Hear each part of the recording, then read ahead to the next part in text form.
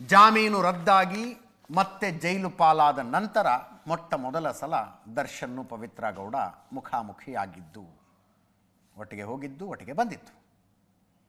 ಒಂದೇ ಗಾಡೀಲಿರಲಿಲ್ಲ, ಗಾಡಿ ಬೇರೆ ಬೇರೆ ಇದ್ದು, ಒಟ್ಟಿಗೆ ಹೋಗಿ ಬಂದದ್ದು. ಜನ ದೊಡ್ಡ ಸಂಖ್ಯೆಯಲ್ಲಿ ಅಭಿಮಾನಿಗಳು ಸೇರಿದ್ರು. ಡಿ ಬಾಸ್ ಅಂತ ಕೂಗ್ತಾ ಇದ್ರು. ಕೇಳಿಸ್ಕೊಳ್ಳಿ.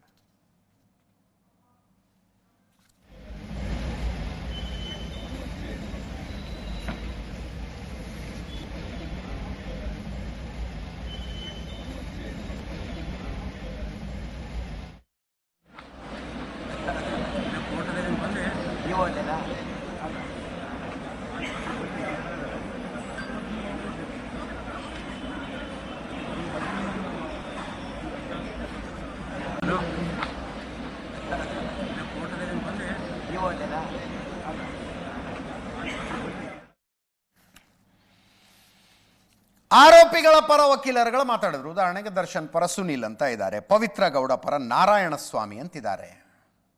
ಆರೋಪಿಗಳನ್ನು ನಿರಾಕರಿಸಿದ್ದಾರೆ ನಮ್ಮ ಕ್ಲೈಂಟ್ ಅಂತ ಸುನೀಲ್ ಅವರು ಹೇಳಿದ್ರೆ, ನಾರಾಯಣ ಸ್ವಾಮಿ ಅವ್ರದ್ದು ಸ್ಪೆಷಲ್ ರಿಕ್ವೆಸ್ಟ್ ಇದೆ, ಈ ಪ್ರಕರಣವನ್ನು ವಿಶೇಷವಾಗಿ ನೋಡಬೇಡಿ ಅಂತ.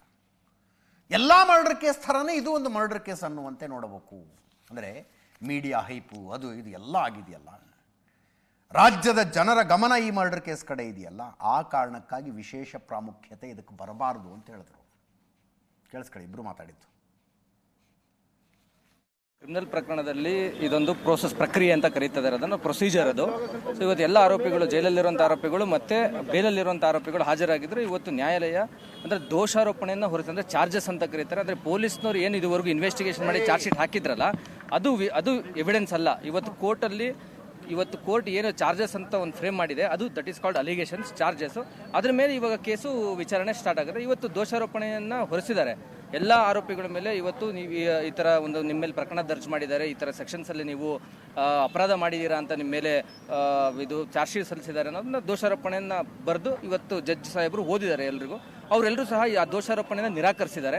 ಇಲ್ಲ ಈ ಪ್ರಕರಣಕ್ಕೂ ನಮ್ಗೆ ಯಾವ್ದು ಸಂಬಂಧ ಇಲ್ಲ, ನಮ್ಮ ವಿಚಾರಣೆ ನಡೀಲಿ, ನಾವು ವಿಚಾರಣೆಯನ್ನು ತಗೊಳ್ಳೋಕೆ ಅಂದ್ರೆ ವಿಚಾರಣೆ ನಡೆಸಕ್ಕೆ ನಾವು ರೆಡಿ ಇದ್ದೀವಿ ಅಂತ ಈ ಆರೋಪಿಗಳೆಲ್ಲ ಉತ್ತರ ಕೊಟ್ಟಿದ್ದಾರೆ. 17 ಆರೋಪಿಗಳು ಕೂಡ ತಮ್ಮ ಮೇಲೆ ಹೌದೌದು, 17 ಆರೋಪಿಗಳು ಸಹ ಈ ಪ್ರಕರಣಕ್ಕೂ ನಮ್ಗೆ ಯಾವುದೇ ಸಂಬಂಧ ಇಲ್ಲ, ನಾವು ವಿಚಾರಣೆನ ಎದುರಿಸಕ್ಕೆ ಸಿದ್ಧರಿದ್ದೀವಿ, ನಾವು ವಿಚಾರಣೆ ಎದುರಿಸ್ತೀವಿ ಅಂತ ಹೇಳಿ ಉತ್ತರ ಕೊಟ್ಟಿದ್ದಾರೆ. ನೆಕ್ಸ್ಟ್ ಇದಾದ ಮೇಲೆ ಒಂದು ಫಿಕ್ಸ್ಡ್ ಡೇಟ್ ಫಾರ್ ಅಂದರೆ ವಿಚಾರಣೆ ಅಂದರೆ ಸಾಕ್ಷಿಗಳ ವಿಚಾರಣೆಗೆ ಒಂದು ದಿನಾಂಕ ನಿಗದಿ ಆಗುತ್ತೆ. ಅದಕ್ಕಿಂತ ಮುಂಚೆ ಪ್ರಾಸಿಕ್ಯೂಷನ್ನವರು ಒಂದು ಲಿಸ್ಟ್ ಆಫ್ ವಿಟ್ನೆಸಸ್ ಕೊಡಬೇಕು. ಅಂದರೆ ಈ ಪ್ರಕರಣದಲ್ಲಿ ಎಷ್ಟು ಜನ ಸಾಕ್ಷಿಗಳಿದ್ದಾರೆ, ನಾವು ಯಾರನ್ನ ಮೊದಲು ಎಕ್ಸಾಮಿನೇಷನ್ ಅಂದರೆ ವಿಚಾರಣೆ ಮಾಡ್ತೀವಿ, ಯಾರನ್ನ ನಂತರ ಎಕ್ಸಾಮಿನೇಷನ್ ಮಾಡ್ತೀವಿ, ವಿಚಾರಣೆ ಮಾಡ್ತೀವಿ ಅಂತ ಪ್ರಾಸಿಕ್ಯೂಷನ್ನವರು ಕೋರ್ಟ್ಗೆ ಮತ್ತು ನಮಗೆ ಅದು ಅವ್ರದ್ದು ಮುಂಚಿತವಾಗಿ ನಮಗೊಂದು ಅರ್ಜಿ ಕೊಡಬೇಕಾಗುತ್ತೆ, ಅವ್ರ ಲಿಸ್ಟ್ ಆಫ್ ವಿಟ್ನೆಸಸ್ ಅಂತ.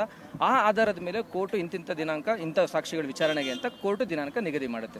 ಇದು ಏನಾಗಿದೆ, ಇವತ್ತು ಚಾರ್ಜ್ ಆಗಿದೆ, ಟ್ರಯಲ್ನ ಡೇಟ್ನ ಫಿಕ್ಸ್ ಮಾಡೋದಕ್ಕೆ ಅಂತ 10/11ಗೆ ಡೇಟ್ ಕೊಟ್ಟಿದ್ದಾರೆ.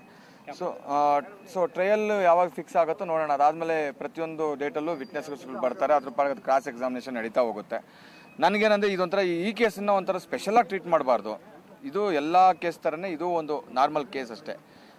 ಅದೇ ಥರನೇ, ಯಾಕಂದರೆ ಇದೊಂದು ಒಂಥರ ಹೈಪ್ ಆಗಿ ಹೋಗೋದ್ರಿಂದ ಇದೊಂಥರ ಅದನ್ನು ಬೇರೆ ಥರನೇ ಒಂದು ತಗೊಂಡು ಇದೊಂಥರ ಸ್ಪೆಷಲ್ ಕೇಸಾಗಿ ಟ್ರೀಟ್ ಮಾಡಬಾರ್ದು ಅನ್ನೋದು ಒಂದು ಇವತ್ತು ಕೋರ್ಟಲ್ಲಿ ಕೂಡ ನಾವು ಹೇಳಿದ್ದು ಕೂಡ ಅಲ್ಲ. ಏನಿಲ್ಲ, ಒಂದು ಕಲೆಕ್ಟಿವ್ ಆಗಿ ಹೋಗಬೇಕು ಅನ್ನೋದು. ಯಾಕಂದರೆ ಅಲ್ಲಿ ಎಲ್ಲ ಇನ್ನೋಸೆಂಟ್ಸ್ ಇದ್ದಾರೆ, ಅವ್ರಿಗೆ ಇಲ್ಲಿ ಏನು ನಡೆದಿದೆ, ಎಷ್ಟೋ ಜನಕ್ಕೆ ಈ ಕೇಸಲ್ಲಿ 17 ಜನರಲ್ಲಿ ಎಷ್ಟೋ ಜನಕ್ಕೆ ಈ ಕೇಸಲ್ಲಿ ಯಾಕೆ ಅಕ್ಯೂಸ್ ಆಗಿ ಬಂದಿದ್ದೀನಿ ಅನ್ನೋದೇ ಎಷ್ಟೋ ಜನಕ್ಕೆ ಗೊತ್ತಿಲ್ಲ.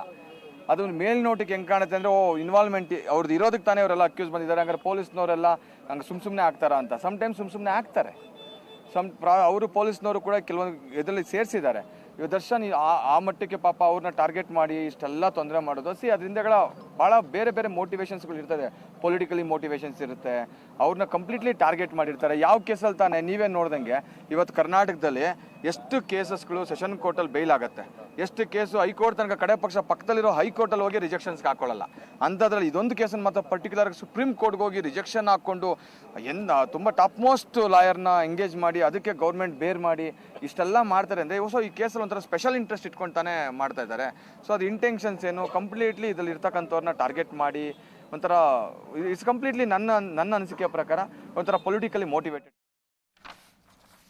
ನಾರಾಯಣ ಸ್ವಾಮಿ ಅವರು ಹೇಳ್ತಾ ಇರೋದು, ಹೈಕೋರ್ಟ್ ಬೇಲ್ ಕೊಟ್ಟಾಗ ಸುಪ್ರೀಂ ಕೋರ್ಟಿಗೆ ಅಪೀಲ್ ಯಾಕೆ ಹೋದರು ಅಂತ. ಅಪೀಲ್ ಯಾಕೆ ಹೋದರು?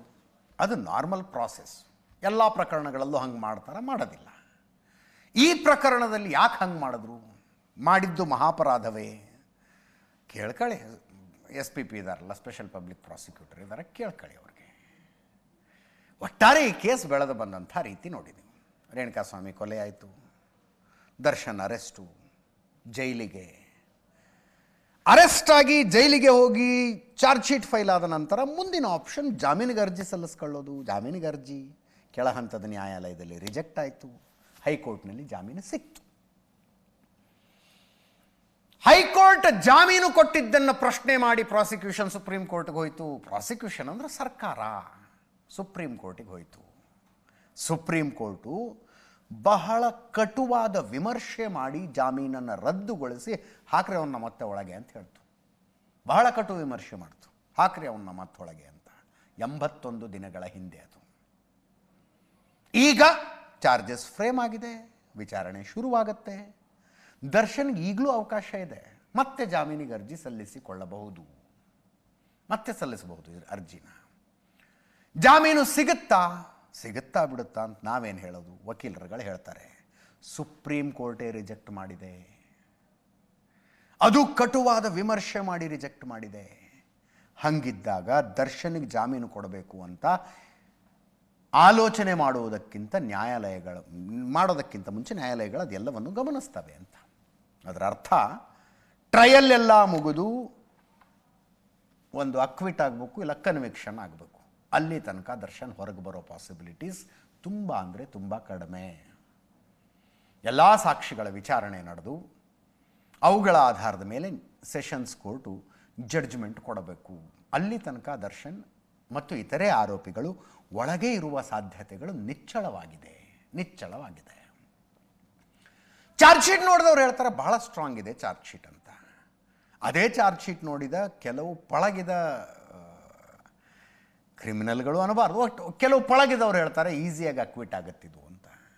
ತುಂಬ ಹೆಚ್ಚು ಜನ ಸಾಕ್ಷಿದಾರರನ್ನು ಮಾಡಿರುವುದೇ ಈ ಚಾರ್ಜ್ ಶೀಟ್ನ ವೀಕ್ನೆಸ್ ಪಾಯಿಂಟು ಅಂತ ಹೇಳ್ತಾರೆ. ಏನಾಗುತ್ತೋ ಅದು ಆದಾಗ ನೋಡೋಣಂತೆ.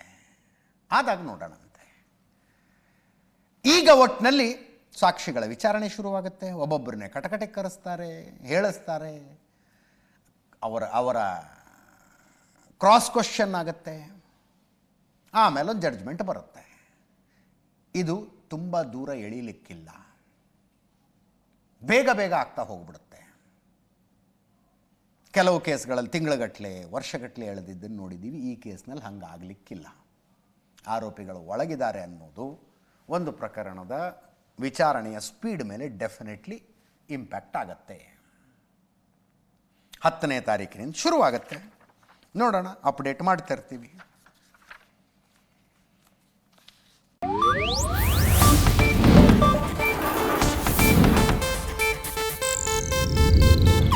ಇದು ಏಷ್ಯಾನೆಟ್ ನ್ಯೂಸ್ ನೆಟ್ವರ್ಕ್ ಪ್ರಸ್ತುತಿ.